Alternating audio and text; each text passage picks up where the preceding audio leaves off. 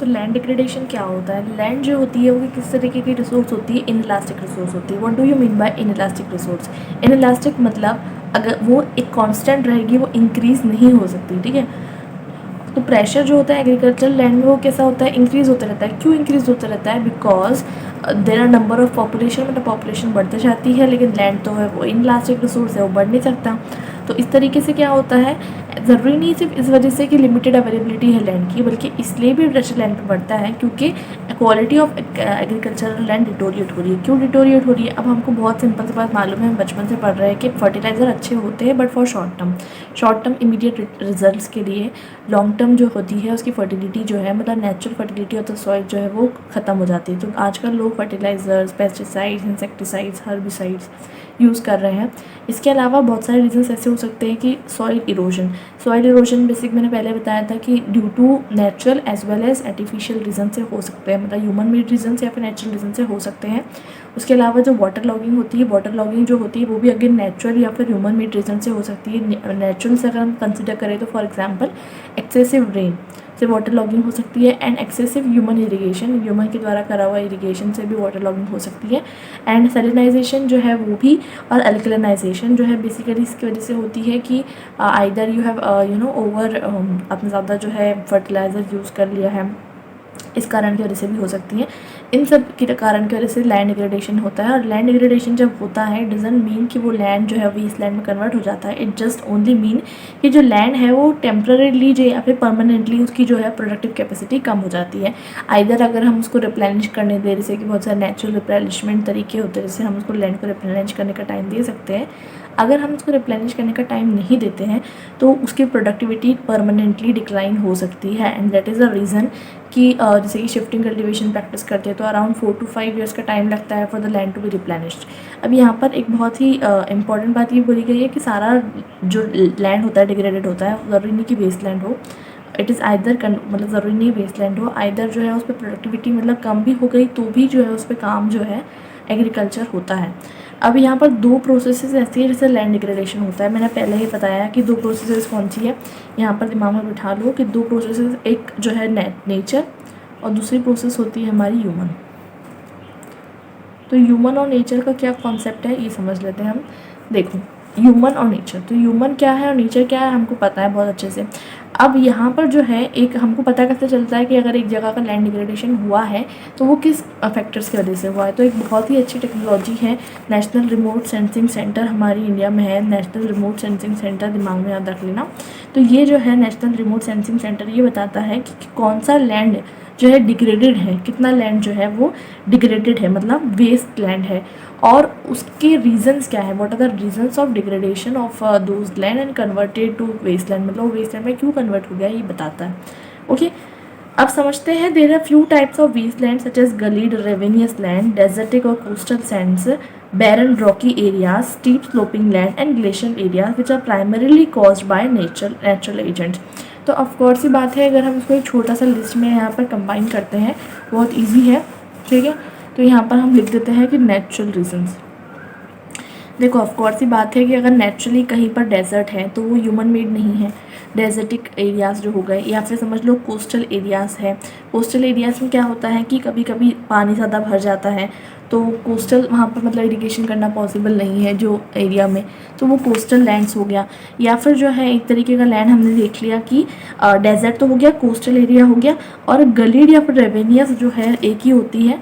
दोनों में थोड़ा सा माइनर सा डिफरेंस होता है। गलीड या फिर रेवेनियस तरीके का जो भी तरीके का क्या हो, सॉइल इरोजन हो, गलीड या फिर रेवेनियस तरीके का सॉइल इरोजन जब होता है तब इस तरीके का सॉइल इरोजन कैसे होता है, ये भी नेचुरली जो है रेन वाटर के थ्रू होता है।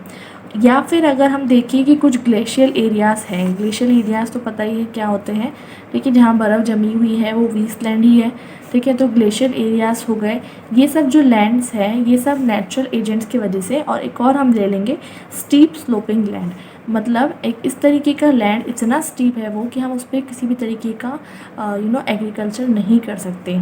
उसका जो स्टीप है मतलब जो उसका एलिवेशन है वो ज़्यादा हाई है। स्टीप स्लोपिंग लैंड, तो नेचुरल एजेंट्स में ये सब हो गया, डेजर्ट आ गया, कोस्टल रीजन आ गया, रेवेन्यू से गलीड सॉइल इरोजन आ गया, ग्लेशियल एरियाज आ गया, स्टीप स्लोपिंग लैंड। ओके, ये मैंने क्या लिखा है, हाँ इसको स्टीप स्लोपिंग लैंड। तो यहाँ पर हो गया, ये नेचुरल रीजन्स हो गए। अब इसको हटा देते हैं, यहाँ पर हम जो है यहाँ पर हम लिख देते हैं कि हमारे ह्यूमन मेड रीजन्स क्या होते हैं। Human made reasons, human made, अच्छा हाँ एक और चीज़ ये होती है, इसमें एक चीज़ ये भी होती है कि कुछ ऐसे होते हैं जो कि दोनों तरीके से होते हैं। मतलब मैंने पहले ऊपर बताया था ना कि जो वाटर लॉगिंग वगैरह होती है और जो मार्शी एरियाज बन जाते हैं, या फिर सैलिनिटी से अफेक्टेड या एल्कलिनिटी से अफेक्टेड जो लैंड्स है, या फिर जो है ऐसे लैंड्स जो होते हैं, ये ह्यूमन फैक्टर्स और नेचुरल फैक्टर्स दोनों से हो सकते हैं कॉज। ठीक है, मैंने क्या बताया, 3 लैंड्स दिमाग में रखना जो ह्यूमन और नेचर दोनों से हो सकते हैं। वो कौन से हैं, water logged and marshy areas, दिमाग में बिठा लो अभी के अभी, बाद में मत सोचना कि बाद में याद करेंगे। Water logged and marshy areas,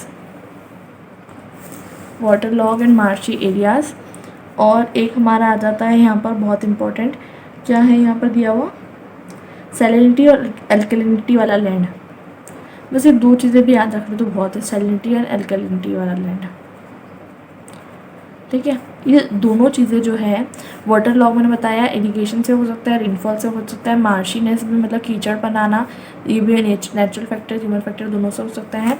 तो ये दोनों ऐसे हो गए जो ह्यूमन और नेचर दोनों से हो सकते हैं।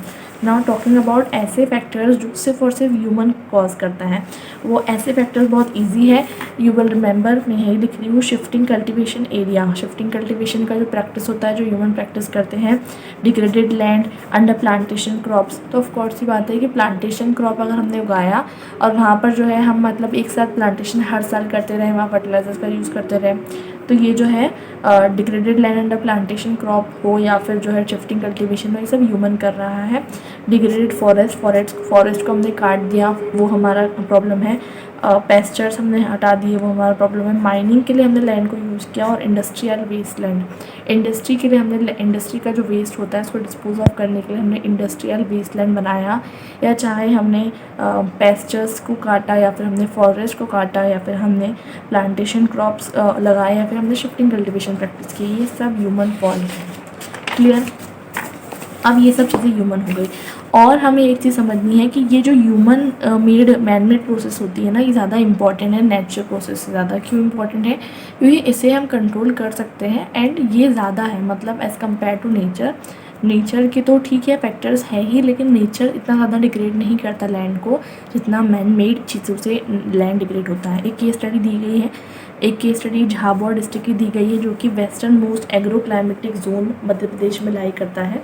ठीक है, ये जो है 5 most backward districts of the country है, मतलब पूरे इंडिया के अंदर सबसे बैकवर्ड डिस्ट्रिक्ट्स अगर हम देखें, बैकवर्ड यहाँ पर जब हम बोल रहे हैं तो हमें समझ जाना चाहिए कि हम बात कर रहे हैं इकोनॉमिक डेवलपमेंट के बारे में।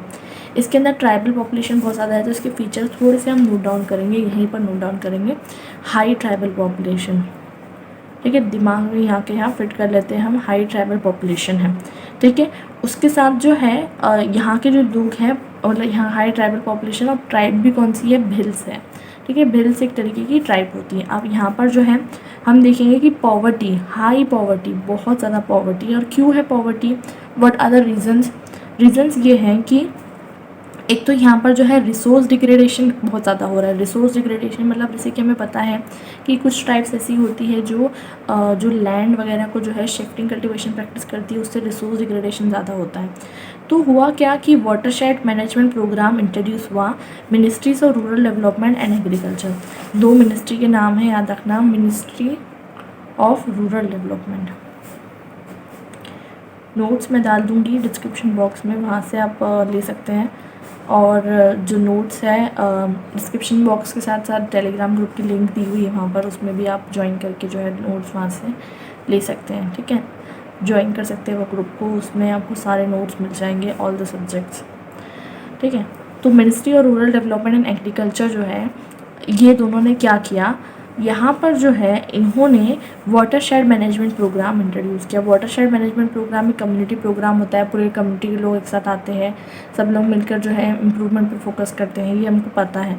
और ये दोनों ने मिनिस्ट्री ने इसे फंड किया। इसके बाद हम देखेंगे गवर्नमेंट ऑफ जो इंडिया है, इंडिया की जो गवर्नमेंट है, उसने झाबुआ डिस्ट्रिक्ट में जो है लैंड डिग्रेडेशन और सॉइल क्वालिटी को इम्प्रूव करने में बहुत ज़्यादा काम किया।